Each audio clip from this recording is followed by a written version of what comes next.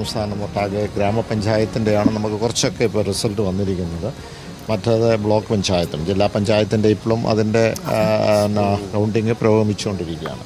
ഏതൊക്കെയാലും ജയിച്ച മുഴുവൻ സ്ഥാനാർത്ഥികൾ, പാലാ ഉൾപ്പെടെയുള്ള കോട്ടയം ഉൾപ്പെടെയുള്ള മുഴുവൻ സ്ഥാനാർത്ഥികൾ, അത് ഏത് മുന്നണിയാകട്ടെ, അത് UDF ആകട്ടെ, LDF ആകട്ടെ, അത് NDA ആകട്ടെ, ഏത് മുന്നിലുള്ള സ്ഥാനാർത്ഥികൾ വിജയിച്ച മുഴുവൻ പേരെ ഞാൻ പ്രത്യേകം അനുമോദിക്കുന്നു.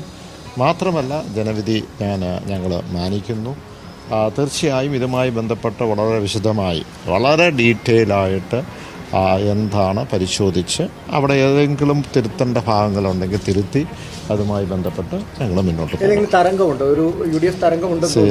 അതല്ല നമ്മളിപ്പം നമുക്ക് ചില സ്ഥലങ്ങളിൽ ഒരു മിക്സ്ഡ് ആയിട്ടുള്ള ഒരു പ്രതികരണം അല്ലെങ്കിൽ അങ്ങനെയുള്ള ഒരു റിസൾട്ടിലേക്കാണ് പോകുന്നത്.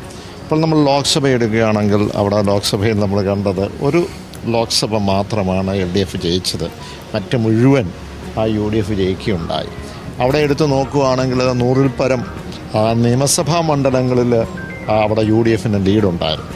അപ്പോൾ ഇത് പലതരത്തിലുള്ള നമ്മൾ ഇപ്പോൾ ഗ്രാമപഞ്ചായത്തിൻ്റെ ഒരു എഫക്റ്റ് ആയിരിക്കില്ല ബ്ലോക്കിലേക്കും ജില്ലയിലേക്കും. അപ്പം ഇത് കൃത്യമായി ഇത് സമയമെടുത്ത് ഇതിൻ്റെ പൂർണ്ണ വിവരം വന്നതിന് ശേഷമാണ് നമുക്ക് പഠിച്ചിട്ട് പറയാൻ പറ്റുന്നത്.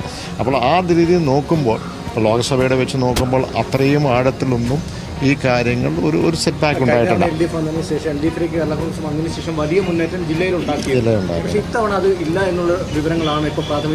ഇപ്പോൾ പാലാ മുനിസിപ്പാലിറ്റി തന്നെ എടുക്കുകയാണെങ്കിൽ കഴിഞ്ഞ പ്രാവശ്യം ഞങ്ങൾ 2-ലെ ചിഹ്നത്തിൽ വിജയിച്ചത് 10 സ്ഥാനാർത്ഥികളായിരുന്നു. ഈ പ്രാവശ്യവും 2-ലെ ചിഹ്നത്തിൽ ഈ പാലാ മുനിസിപ്പാലിറ്റിയിൽ നിന്ന് ജയിച്ചത് 10 സ്ഥാനാർത്ഥികൾ തന്നെ ഈ പ്രാവശ്യം വിജയിച്ചു.